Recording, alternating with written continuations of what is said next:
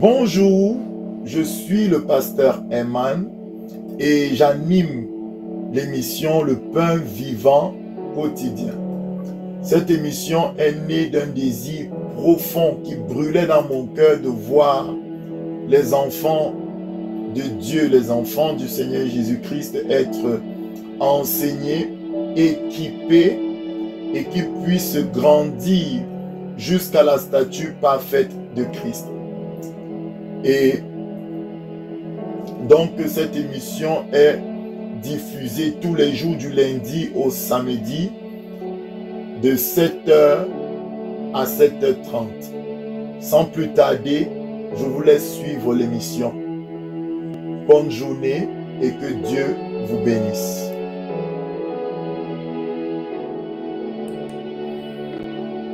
Bonjour bien-aimés, bienvenue dans votre émission Le Pain Vivant Quotidien.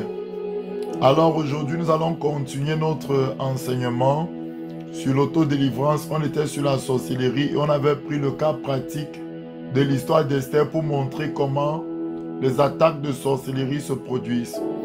Alors, sans plus tarder, je vais prier pour émettre ces moments.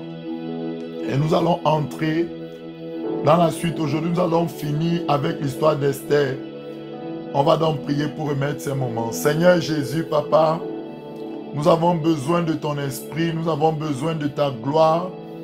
Tu nous as créés pour vivre dans la gloire du Père. Alors Père, je te prie, Seigneur, Papa, utilise ma vie.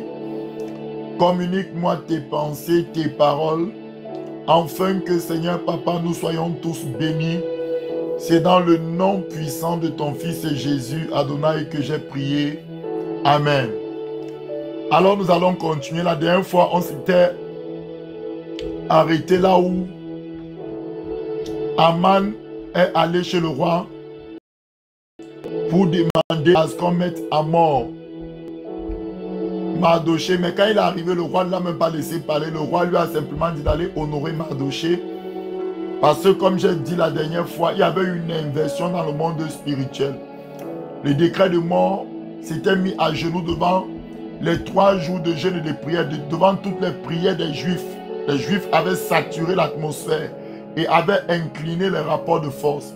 Et ça s'est manifesté dans le domaine physique par le fait que Aman a commencé à honorer Mardoché. Ça devait cliquer dans sa tête. Il devait comprendre qu'il y a eu une inversion dans le monde spirituel. Alors, on va aller se positionner pour afficher les versets bibliques.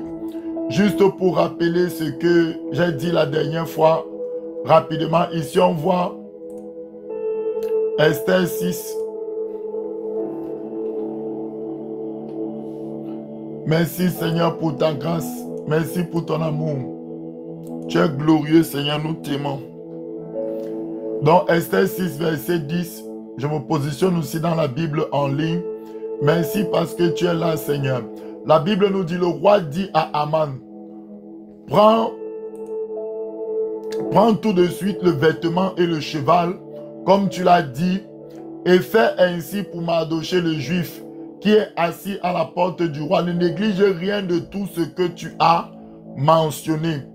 Alors, on va aller au verset 11. La Bible nous dit, et Aman prit le vêtement et le cheval, le revêtit sur Mardoché, et le promena à cheval à travers la place de la ville. Vous savez, la Bible nous dit que Jésus, à son retour, sera assis sur un cheval blanc. Et il viendra, il y aura derrière lui toute l'église, où tous les rachetés, avec des chevaux aussi, viendront donc pour mener la bataille de Armageddon. Vous connaissez un peu cette histoire, c'est quelque chose qui va vraiment se passer. Et c'est là où il va frapper l'antichrist et il va le jeter dans le lac de feu. Vous comprenez donc, le cheval ici représente toujours quelqu'un qui va en guerre, quelqu'un qui a vaincu.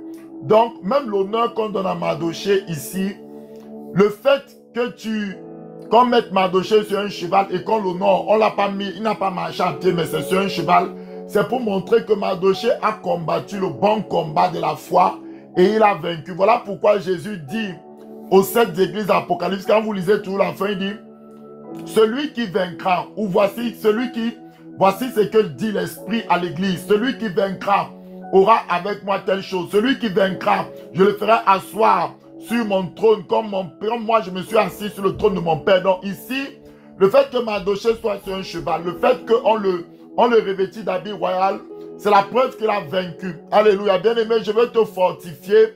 Je veux que tu saches que Dieu connaît par quoi tu passes. Et si tu te lèves dans la prière, si tu prends au sérieux l'appel que Dieu te donne par cette vidéo, bien-aimé, je suis sûr que tu auras la victoire et Dieu va t'honorer. La Bible dit clairement ici au verset 12, ceci: Mardochée retourna à la porte du roi et Aman se rendit en hâte chez lui, désolé et la tête voilée. Alors le verset 13, la Bible nous dit: Aman raconta à Zérak sa femme et à tous ses amis tout ce qui lui était arrivé. Et ses sages, et Zérak sa femme lui dit: si Mardochée devant lequel tu as commencé de tomber est de la race des Juifs, tu ne pourras rien contre lui, mais tu tomberas devant lui. C'est ce que je vous ai dit, bien-aimé. Ici, pour bien comprendre ce qui se passe ici, c'est un peu comme dans ta famille, peut-être le sorcier. Vous avez dit que Aman, du côté du diable, était celui qui menait la stratégie démoniaque pour détruire le peuple juif. Mardochée, du côté des Juifs, c'était celui qui menait la stratégie. C'est-à-dire que c'est Dieu qui mène la stratégie, mais il y a toujours un leader que Dieu établit, comme au temps de Moïse. Moïse était le leader qui menait le peuple au combat. Et il y avait de l'autre côté les autres peuples contre qui Israël pouvait mener la guerre. Vous comprenez donc? Chaque peuple a, entre guillemets, le vrai roi c'est Jésus du côté des chrétiens. Mais Dieu a établi les apôtres, les pasteurs, beaucoup de personnes dans le ministère justement pour mener ce genre de bataille dont je vous parle. Pour prendre des territoires, pour renverser dans les familles. Dieu t'a établi, toi, enfant de Dieu, même dans ta famille, même si tu n'es pas pasteur. Dieu t'a suscité, il t'a établi pour renverser les choses. Et c'est pourquoi je suis en train de faire cette vidéo aussi. Donc ici, on voit clairement, on peut voir clairement ici que la femme de Aman, qui est une femme de divination, lui dit: mon mari, écoute-moi bien.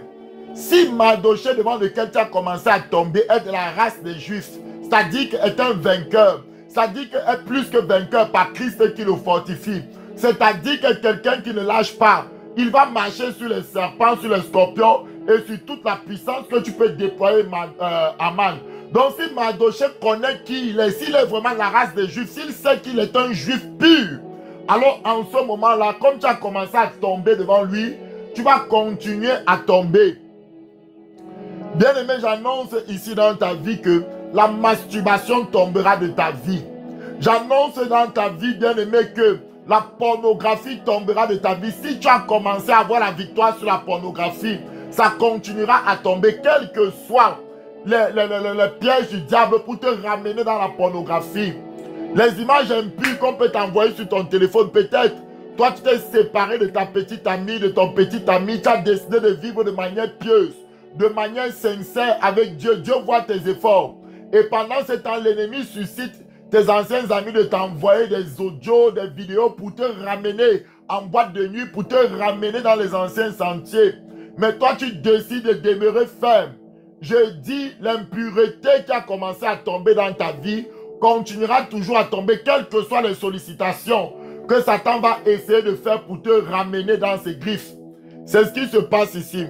Même dans certaines familles, souvent, il y a certaines personnes qui sont dans la sorcellerie et on sait qu'ils sont dans la sorcellerie. Lorsqu'on prie, par exemple, on entend que ces personnes sont gravement malades. Ce n'est pas qu'on veut qu'elles tombent malades. Mais la puissance de la prière, c'est ce qui se passe. Donc, ces personnes tombent malades. Et même ces personnes-là savent réellement que la maladie, si que je vis là, c'est parce que je suis allé attaquer tel chrétien. Le feu qui a sur sa vie est sorti. Ça m'a frappé un peu. Et me voilà dans des problèmes. Donc, bien-aimé, retiens cela. Ils viendront à toi par un seul chemin et ils s'enfuiront par 7 chemins. Peut-être tu mentais, toi voilà qui ne ment plus. Le mensonge qui est tombé dans ta vie là continuera seulement à tomber. Peut-être c'était l'orgueil. L'orgueil qui a commencé à tomber dans ta vie là continuera seulement à tomber.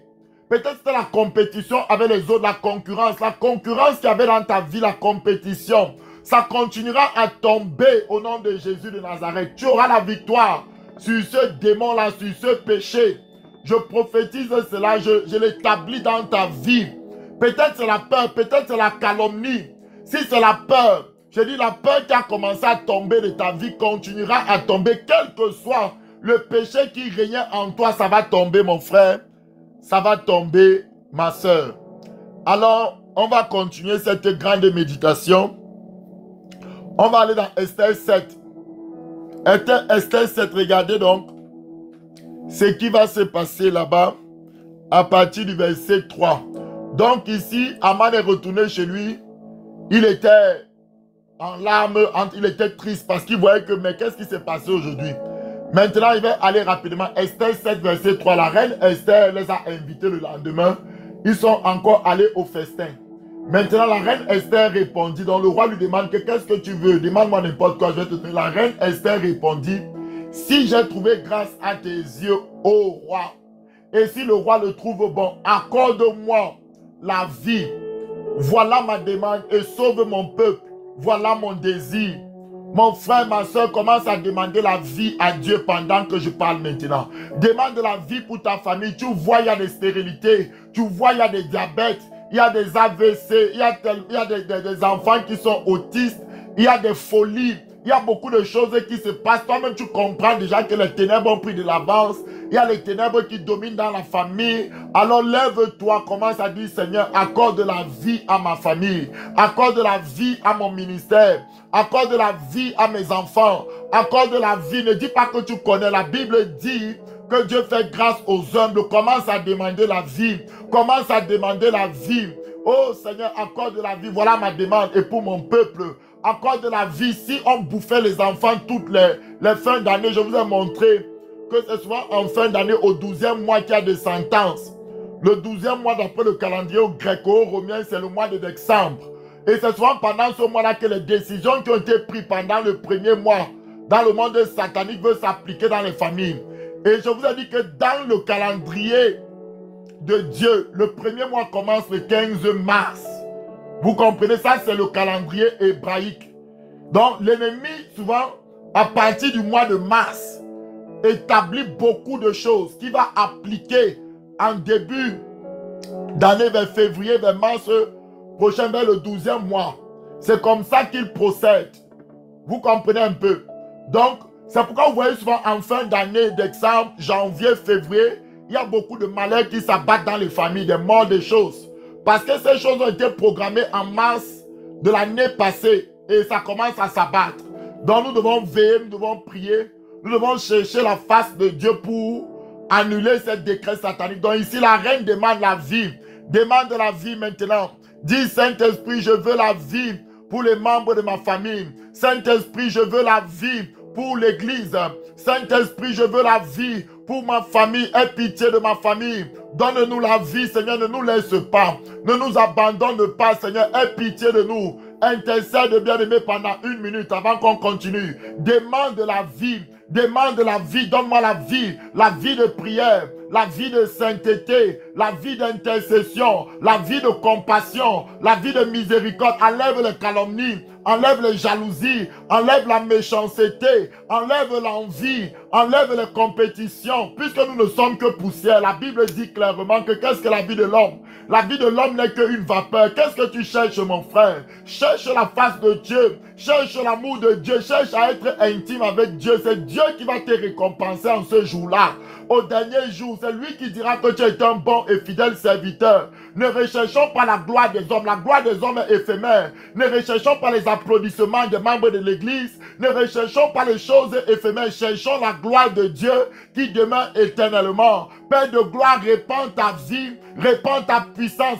Ramène, Seigneur mon Dieu, l'intimité dans l'église. Ramène, Seigneur, la recherche de Dieu dans l'église. Ramène la vie dans l'église. Ramène la vie dans ma famille, dans nos familles. Oh, accorde-moi la vie, a dit Esther. Accorde-moi la vie, Zoé. Nous ne parlons pas ici d'une vie humaine. Nous parlons de la vie de Christ. La vie qui est remplie de paix. La vie qui est remplie d'amour. La vie qui est remplie de sainteté. Accorde-moi la vie. Voilà ma demande. Et sauve mon peuple. Voilà mon désir. Comment un peuple juif qui connaît Dieu, qui a l'alliance, peut encore demander d'être sauvé?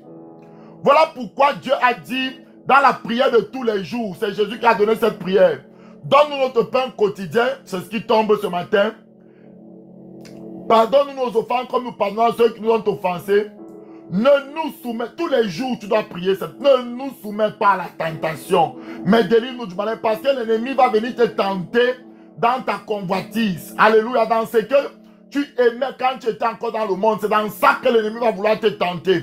Mais en Christ, Dieu peut te soustraire de la tentation. En Christ, Dieu peut te rendre fort. Dieu peut te faire dominer clairement sur tous les pièges de l'ennemi. Pourvu que tu persévères dans la prière, pourvu que tu persévères dans la supplication, pourvu que tu restes humble, que tu ne te crois pas héros, tu ne commences pas à gonfler, dire que toi, tu as vaincu, tu es ceci. Non, mon ami. Nous tous, nous avons besoin du Seigneur chaque jour. Si tu es debout, prends garde à ne pas tomber, nous dit l'apôtre Paul. Ne te gonfle pas, ne sois pas orgueilleux. C'est comme ça que l'ennemi procède pour faire tomber les gens. Dans le nom de Jésus. Alors on va continuer. Verset 4 nous dit quoi? Car nous sommes vendus, moi et mon peuple, pour être détruits, égorgés, anéantis. Ça, c'est vraiment le mandat du diable. Il y a des familles qui ont été livrées totalement au diable. Il y a des folies, il y a de l'inceste, il y a des morts prématurées avant 50 ans. Il y a des choses terribles. Il faut la grâce de Dieu. Et il y a des chrétiens dans cette famille-là qui continuent à enterrer les membres de leur famille chaque année. Et ils n'ont pas l'évangile dont je vous parle ici. Ils sont en train de dire, ah, Dieu a donné, Dieu a repris. Alors que ce n'est pas Dieu. Il y a un sniper spirituel. Il y a un satanique dans la famille qui est en train de s'aimer des gars terribles. Et ils sont là, chrétiens, remplis du Saint-Esprit, mais ils n'ont pas la révélation. Encore si nous étions vendus pour devenir esclaves et servantes, je me tairais. Tu vois, donc Esther a décidé de ne pas se taire. Mais l'ennemi ne saurait compenser le dommage fait au roi. Toi aussi, décide de ne pas te taire. Toi aussi, décide de prendre la chose au sérieux. Donc, c'est comme ça qu'elle va dénoncer Aman. Et regardez ce qui va arriver à Aman. On va sauter, on va aller au verset 8. Lorsque le roi revient donc, le roi va demander qu'on condamne Aman. Le roi revint du jardin du palais dans la salle du festin. Il vit Aman qui s'était précipité vers le lit sur lequel était Esther. Et ils disent, serait-ce encore pour faire violence à la reine? Bien-aimé, Dieu a patienté longtemps envers les sorciers de ta famille. Et ils ont toujours fait violence à vos vies, aux membres de vos familles. Dieu dit par cette parole, vont-ils encore faire violence après ce temps que tu vas prendre de prière? Vont-ils encore tenter, oser? Vont-ils encore avoir le toupet de mettre la main sur ses enfants? Et il continue ici chez moi, dans le palais, parce que tu as commencé à prier, parce que tu as commencé à chercher la face de Dieu, parce que tu as dit comme Esther, accorde-nous la vie. Bien que nous sommes chrétiens, papa, nous vivons des choses bizarres dans nos familles. Accorde-nous la vie, Seigneur, aie pitié de nous. Délivre-nous, brise les chaînes de nos vies. Alors, en ce moment-là, Dieu dit aux sorciers de ta famille par cette parole, vont-ils encore tenter? Et la Bible dit, dès que cette parole fut sortie de la bouche du roi, de la bouche de Jésus, on voit là le visage d'Aman. Écoute ce qui va arriver aux sorciers de ta famille. S'ils ne se répandent pas, écoute ce qui va arriver. Et Abona, l'un des eunuques, dit en présence du roi, voici le bois préparé par Aman. Et les sorciers avaient préparé des choses. C'est ce que moi j'appelle retour à l'envoyeur. C'est ce que beaucoup d'églises utilisent comme terme retour à l'envoyeur. Le retour à l'envoyeur n'existe pas dans la Bible en termes de, quand on va dire retour à l'envoyeur. Il n'y a pas un verset qui dit retour à l'envoyeur. Mais il y a plusieurs versets qui donnent cette notion-là. Que le méchant, quand ils font des plans, c'est eux-mêmes qui vont tomber dans leurs plans. Et je vais lire ces versets-là. Dans la Bible, il n'y a pas le mot Trinité. Ça n'existe pas dans la Bible, Trinité. Le mot là n'existe pas dans la Bible. Mais il y a plusieurs versets bibliques qui montrent que Dieu se manifeste, le Père, le Fils et le Saint-Esprit. Bon, ce n'est pas trois personnes, c'est une personne, mais je comprends ceux qui parlent du concept de Trinité. C'est-à-dire qu'il se manifeste de trois manières différentes. Mais c'est la même personne qui utilise. Donc, quand quelqu'un dit Trinité, on ne le chasse pas. On comprend ce qu'il veut dire. Il veut parler du Père, du Fils et du Saint-Esprit.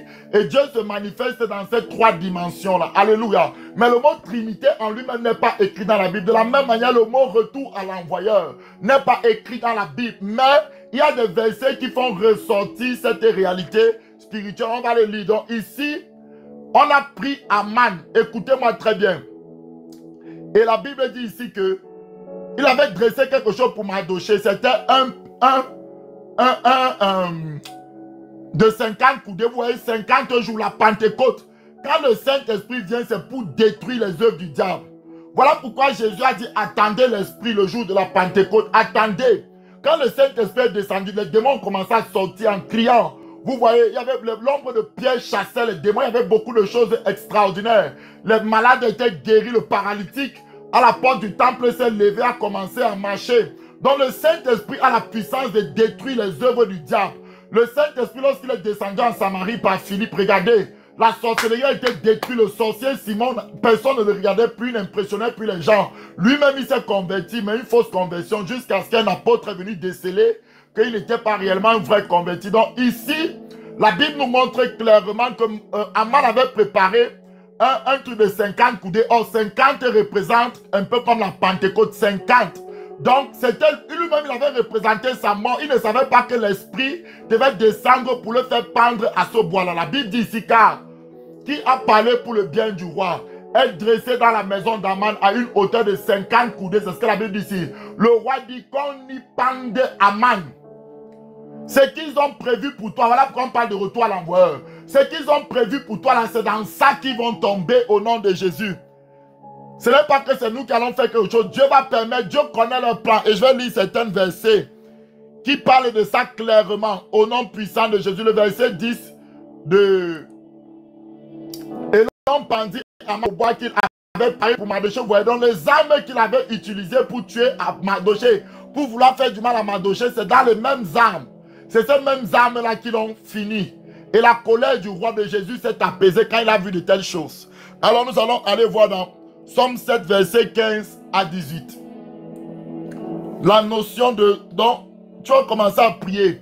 Ce que tes ennemis ont prévu cette année pour toi, ne t'étonne pas qu'après ce temps de prière, après ce temps de consécration, où tu vas demander à Dieu d'avoir pitié de toi, c'est eux-mêmes qui vont tomber dans leur propre piège. Somme 7, à partir du verset 15. Que nous dit la parole? Il ouvre une fosse. Il ouvre une fosse, il la creuse. Et il tombe dans la fosse qu'il a faite. Alléluia. Attends, je vais commencer au verset 14. Voici le méchant prépare le mal. Écoutez, écoutez pourquoi nous parlons du retour à l'envoi. C'est écrit dans la Bible. Voilà le concept. Le méchant, c'est le sorcier, c'est quelqu'un qui... Ici, on ne parle pas forcément de quelqu'un qui pêche, j'ai volé ceci, non, c'est pas ça. Ici, vraiment, quand on parle de méchant, dans ce cas, si quand vous voyez, je vous laisse lire, quand vous voyez, c'est quelqu'un qui prépare le mal pour son frère, mais dans le domaine spirituel. Ici, on parle d'une fausse mystique, on parle d'un filet mystique. Il prévoit de tuer quelqu'un avant son temps. Donc là, on parle vraiment d'un sorcier ici. Vous comprenez? Donc sinon, nous tous, nous étions des méchants, mais ici, pour être souvent clair et net, la parole est claire et nette, on parle de quelqu'un qui veut faire du mal à son frère par la sorcellerie. Voici le méchant prépare le mal, il conçoit l'iniquité, il enfante le néant. C'est ce que Dieu dit. Verset 15, qu'est-ce qu'il dit? Il ouvre une fosse. Donc le méchant ouvre une fosse. Il la creuse et il tombe dans la fosse qu'il a faite. Vous comprenez? C'est ça le retour à l'envoyeur. Le verset 16 nous dit, son iniquité retombe sur sa tête et sa violence redescend sur son front. Donc c'est quelqu'un qui veut faire du mal, quand on parle de violence, à son frère, à son prochain qui est à côté de lui. Et Dieu va redemander le sang de l'homme à celui qui a bu le sang. Et David dit, je louerai l'Éternel à cause de sa justice. Donc, la Bible dit, recherchez le royaume de Dieu et sa justice. Donc, la justice de Dieu, il est dit dans 1 Thessaloniciens qu'il est de la justice de Dieu de rendre l'affliction à ceux qui vous affligent. Donc, l'une des caractéristiques de la justice de Dieu, ce n'est pas seulement la sainteté. Il y a une autre face de la justice de Dieu qui rend des jugements terribles, qui frappe les personnes qui veulent nous détruire, qui veulent notre mort. Là, je parle dans le domaine spirituel. Les gens qui veulent nous tuer par de la sorcellerie, malheur à eux. S'ils ne se répandent pas, Dieu va sévir. La Bible dit ici qu'à cause de sa justice, je chanterai le nom de l'Éternel du Très-Haut parce que Dieu est juste. Et le verset 18.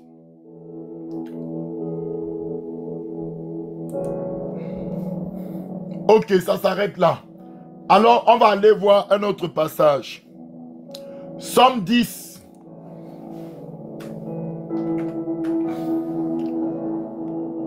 Somme 10, verset 2. La Bible dit ceci. Le méchant dans son orgueil poursuit les malheureux.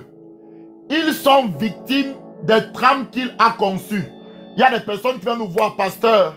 Je ne dors pas, je vois des personnes la nuit. Ce sont des méchants qui les poursuivent. Ils voient des serpents, ils voient des choses. Et quand on prie ces choses sans bon, vous pensez que ces personnes qui envoient la son restent sans être frappées, sans être touchées par l'Éternel, s'ils ne se répandent pas. Dieu va les frapper, bien aimé.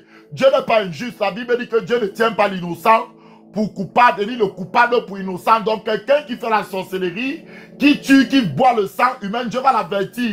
Et s'il s'entête, Dieu va l'éliminer. La Bible dit ici clairement, le méchant dans son orgueil poursuit les malheureux. Ils sont victimes, c'est-à-dire que des trames qu'il a dans les malheureux. Les pauvres sont victimes des trames qu'il a conçues. Le verset 3 nous dit quoi? Car le méchant se glorifie de sa convoitise et le ravisseur outrage, méprise l'Éternel. Le méchant dit avec arrogance qu'il n'y a point de Dieu. Vous voyez? Voilà toutes ces pensées. Voilà pourquoi Dieu les fait tomber. Je vais vous lire un autre somme. Somme 37. Donc comme il conçoit les choses, regardez donc comment l'Éternel se plaît donc. C'est parce qu'il a conçu là que l'Éternel va le détruire. C'est ce qui est arrivé à Aman. C'est le bois là qu'il avait placé pour pendre Mardochée. C'est par là que lui-même il est tombé. Parce que le Dieu de Mardochée s'était déjà levé. Somme 37 à partir du verset 14 à 15. La Bible nous dit ceci, mes bien-aimés dans le Seigneur. Les méchants tirent le glaive. Ils bandent leur arc pour faire tomber le malheureux et l'indigent. Ici, on parle vraiment de la sorcellerie. Donc, je vous ai montré que leur langue, c'est des épées. Ils font beaucoup de mauvaises choses. Mais même avant ça, je peux vous lire le verset 13. Et regardez, le Seigneur se rit du méchant car il voit que son jour arrive. Donc, je t'annonce que le sorcier de ta famille, celui qui vous a fait du mal, qui a bu du sang chaque année, aujourd'hui, Dieu t'envoie cette parole. Le jour de ce sorcier arrive. Soit ça sera un jour pour lui de conversion, soit ça sera un jour où il va basculer, il va aller avant, il va partir. Lui qui avait prévu que c'est toi qui vas mourir avant ton temps. La Bible dit au verset 14, les méchants tirent le glaive, ils bandent leur arc pour faire tomber le malheureux et l'indigent, pour égorger ceux dont la voie est droite. Mais regardez le verset 15. La Bible nous dit, leur glaive entre dans leur propre cœur. Vous écoutez ça? Donc les épées qu'ils ont préparées, c'est ça même qui entre dans le cœur des sorciers, des méchants. Et leur arc se brise. Mieux vaut le peu du juste que l'abondance de beaucoup de méchants. Je vais lire un dernier avant que on va conclure. Somme 54. Parce que je veux que vous compreniez donc comment Mardochée a été restitué dans son droit. Mais Dieu a fait justice à Mardochée. Somme 54, verset 4. La Bible dit, voici Dieu est mon secours, le Seigneur est le soutien de mon âme. Verset 5. Le mal retombera sur mes adversaires, anéantis-les dans ta fidélité. Donc le mal que les adversaires ont conçu retombera sur eux. Donc voilà pourquoi vous entendez souvent beaucoup de personnes du retour à l'envoyeur. En fait, ce concept-là vient de ces choses que nous sommes conscients par la parole. Ici, c'est l'Esprit de Dieu qui parle. Ce n'est pas que c'est l'Ancien Testament et le Nouveau Testament. Non, mon frère. C'est l'Esprit de Dieu qui parle par David. Dieu se plaît à rendre justice. Dieu se plaît à ce que le méchant tombe dans ses pièges. De même aussi que Dieu se plaît à ce que le méchant se convertisse. Dieu se plaît à voir les méchants qui étaient arrogants, orgueilleux, tomber dans les propres pièges qu'il a conçus pour qu'il sache qu'il y a un Dieu dans les cieux. Il y a quelqu'un qui le voit, qui connaît ses voix et qui entend. Dieu se rit des méchants, des personnes qui ont été conçues pour être jetées au feu. Même si tu leur prêches de l'évangile matin, midi, soir, ils ne vont pas se convertir. Leur main, leur cœur est un gosier rempli de mal, comme dit la parole dans les Psaumes. Alors, voilà ce qui est arrivé à Aman et c'est ce que je prophétise. C'est ce qui arrivera à tous ceux qui s'élèvent contre toi, bien-aimé. Sois sûr, l'Éternel va mener bataille pour toi. L'Éternel va vaincre tes ennemis dans le nom de Jésus. Alors, on va lire un dernier texte dans l'histoire d'Esther et ça sera fini avec l'histoire d'Esther. La prochaine fois, je vais parler du chapitre 8 qui va parler des objets magnétisés, des objets que les gens utilisent dans la sorcellerie. Les objets peuvent contenir des puissances négatives comme des puissances positives. On va voir ça dans le prochain chapitre. Mais ici, pour l'histoire d'Esther, je ne vais pas, il y a beaucoup d'autres vérités, mais je vais m'arrêter avec l'histoire d'Esther au chapitre 8. Maintenant, regardez, comme Aman a été tué, Mardochée va retrouver la place que Dieu voulait lui donner depuis. Il y a certaines personnes, même quand Hérode est mort, c'est là où Jésus est revenu à Bethléem, est revenu là où il devait être. Mais avant ça, Jésus avait été déporté par Dieu en Égypte, jusqu'à ce que certains meurent. Il y a certains types de sorciers que Dieu lui-même sait que ces gens-ci, ils ne laisseront pas sortir mon peuple si ce n'est à la mort de leur premier-né, comme en Égypte. Dieu avait frappé tous les premiers-nés égyptiens afin que ses fils, afin que son peuple puisse sortir de l'esclavage, de la captivité.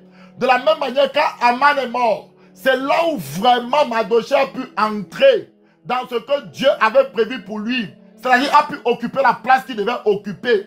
La Bible dit ici, en ce même jour, le roi Assyrus donna à la reine Esther la maison d'Aman, l'ennemi des Juifs, et Mardochée parut devant le roi, car Esther avait fait connaître la parenté qui l'unissait à elle.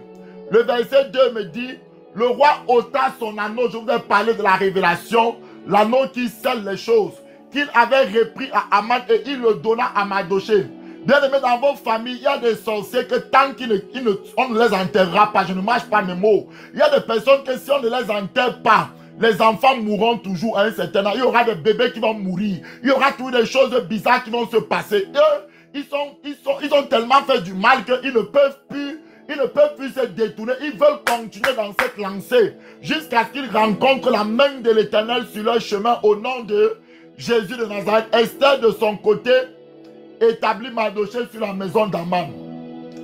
Donc, Aman est mort. Voilà maintenant que les gens commencent à voir Mardochée établir le règne de Dieu. Le verset 3 me dit, puis Esther parla de nouveau en présence du roi. Elle se jeta à ses pieds et elle pleura. Elle le supplia d'empêcher les effets de la méchanceté d'Aman, la Gagite et la réussite de ses projets contre les Juifs.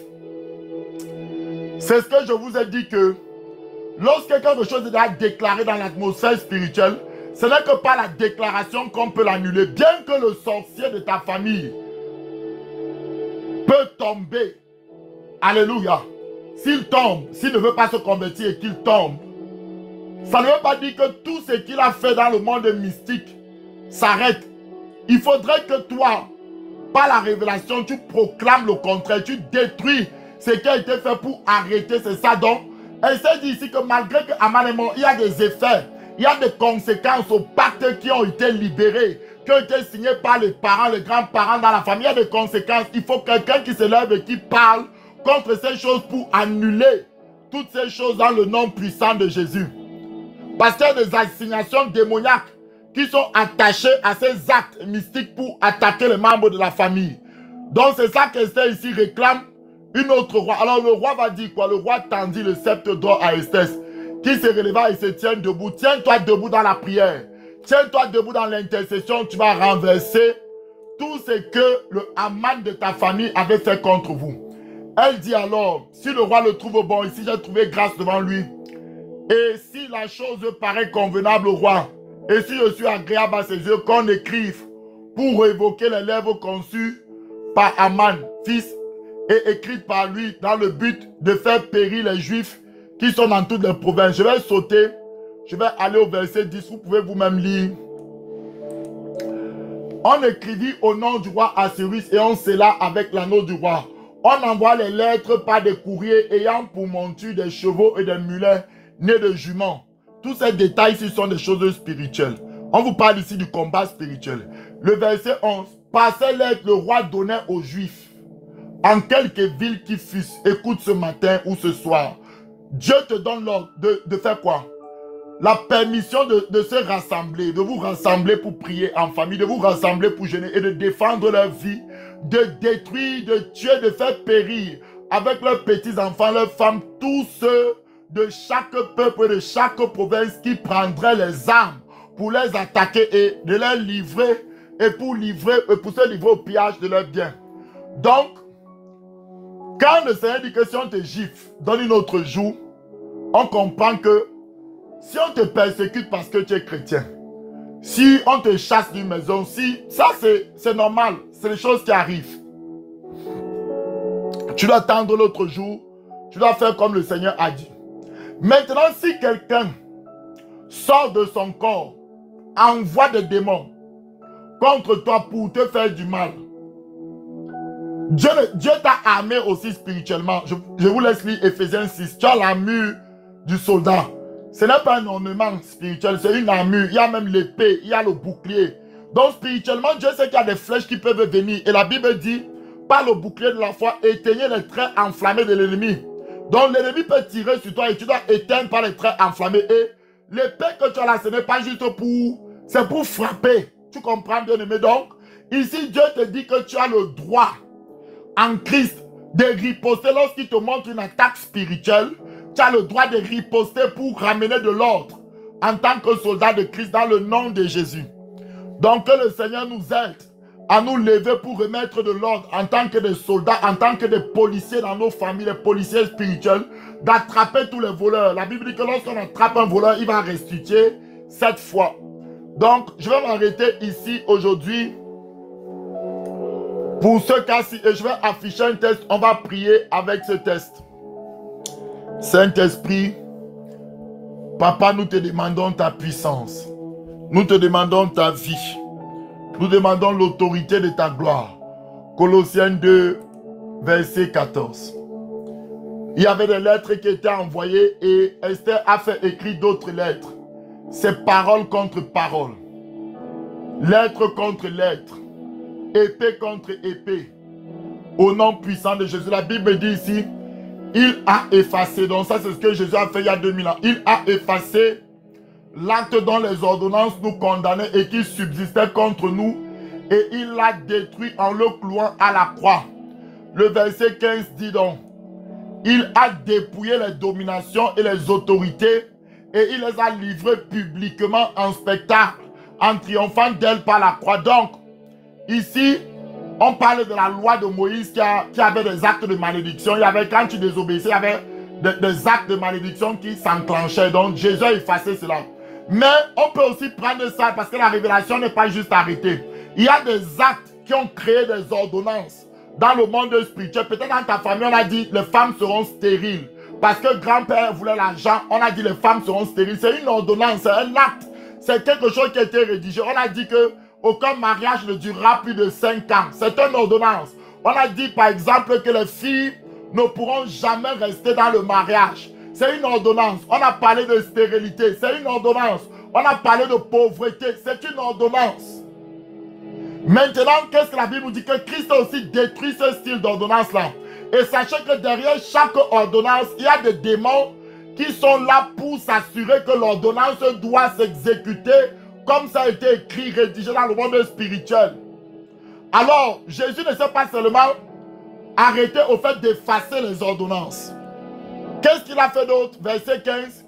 Il a donc dépouillé les démons, les principautés qui étaient là pour exécuter les ordonnances. Voilà pourquoi la Bible dit au verset 15, il a donc dépouillé les dominations, les autorités, et il les a livrées publiquement en spectacle à la croix, en triomphant d'elle. Alors maintenant, tu vas élever ta voix et tu vas te mettre à prier. Tu vas dire que toute ordonnance dans ma famille, ordonnance de mort prématurée, ordonnance de folie, ordonnance d'AVC, ordonnance qui a été envoyée contre ma maman, contre mes enfants, contre mon épouse, soit détruite maintenant dans le nom puissant de Jésus. Toute ordonnance, là où on avait livré les filles à l'esprit de divination. Nos filles, quand elles grandissaient, il y avait un esprit de divination qui poursuivait les enfants. Un esprit de serpent. Que cet esprit soit écrasé maintenant dans le nom puissant de Jésus. Toute ordonnance de mort, ordonnance de prostitution, ordonnance de mort qui a été libéré dans le monde spirituel, que cela soit détruit dans le nom puissant de Jésus maintenant. Ce que Jésus a fait il y a 2000 ans dans les lieux célestes, je le proclame dans ma famille. Je détruis les ordonnances par la croix de Christ, par la croix, par le sang de la croix. Nous les avons vaincus par le sang de l'agneau et par la parole que nous libérons maintenant. Dans le nom puissant de Jésus, les ordonnances de mort prématurée, les ordonnances de stérilité, les ordonnances de folie sont détruites maintenant et les démons qui étaient assignés pour appliquer ces ordonnances sont dépouillés dans le nom puissant de Jésus. Tout ce qu'on avait volé dans ta vie, je crie restitution. Que ta santé te soit restituée. Te soit restituée dans le nom de Jésus. J'ai ainsi prié. Amen. Bien-aimés, ce soir, nous avons rendez-vous à 23h30. Connectez-vous, ne blaguez pas, je vous en prie. 23h30 jusqu'à minuit 30. Et puis, nous allons continuer à prier les prières de minuit. Que la grâce de Dieu soit sur vous. On se retrouve à ce soir. Que le Seigneur vous bénisse. Merci d'avoir suivi cette émission et j'espère vraiment de tout cœur que vous avez été richement bénis.